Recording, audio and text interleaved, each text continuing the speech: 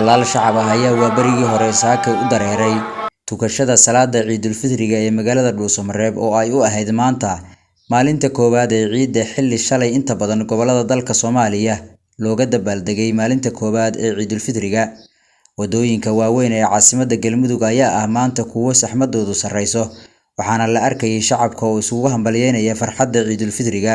Qaar ka mid ah shacabka magaalada Dhuusamareeb ee caasimadda Galmudug oo aan la dhex qaadnay mikrofoonka warbaahinta Shabeelle ayaa ka warramay dareenkooda ku aadan maalinta koowaad ee Ciidul Fidriga iyo sida maanta looga dabaaldegay caasimadda Galmudug.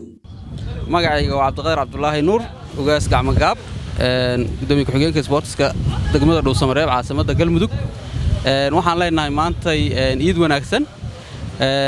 Waa maalin weyn oo dadka reer Dhuusamareeb uga dhigan maalin farxad leh.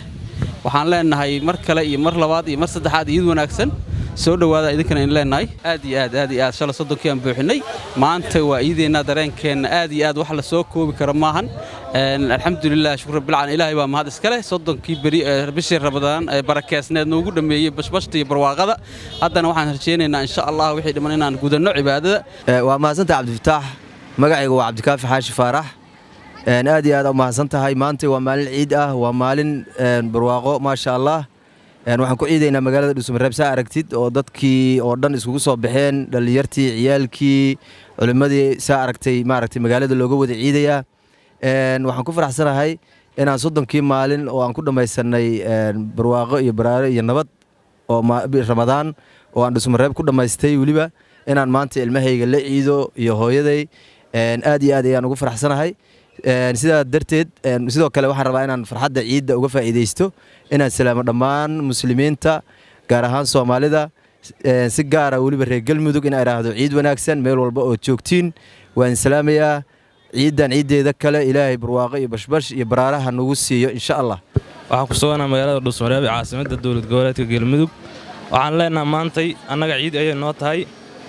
ciid wanaagsan ayaan leenahay muslimiinta meel kasta ay joogaan caalamka, gaar ahaan reer Galmudug iyo baalkii caasimadda dhalinyarada iyo dhammaan waayeelka.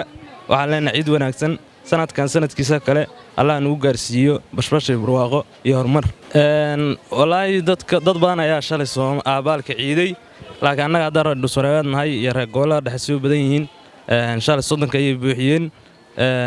waxayna soddonka u buuxiyeen waxa waaye dhammaan dadka ma iseelin wax caddaynaya in bishii ay dhalatay Khamiistii ama maalinkii Jimcaha.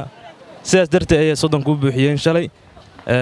marka waxaan leenahay qoladii shalay ciiday iyo qoladii maanta ciidaba dhammaan muslimiinta meel kasta joogto hambalyo ciid mubaarak. ciid lamid ah Cabdifataax.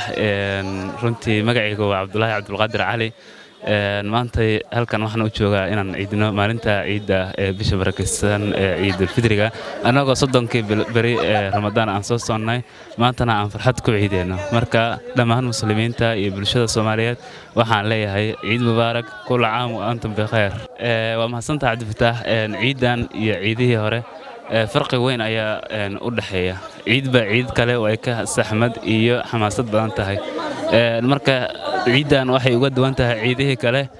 waxaa jira koobab badan oo lagu dalxiiso oo Galmudug ku soo kordhay halka ciidihii hore ay ku yaraayeen.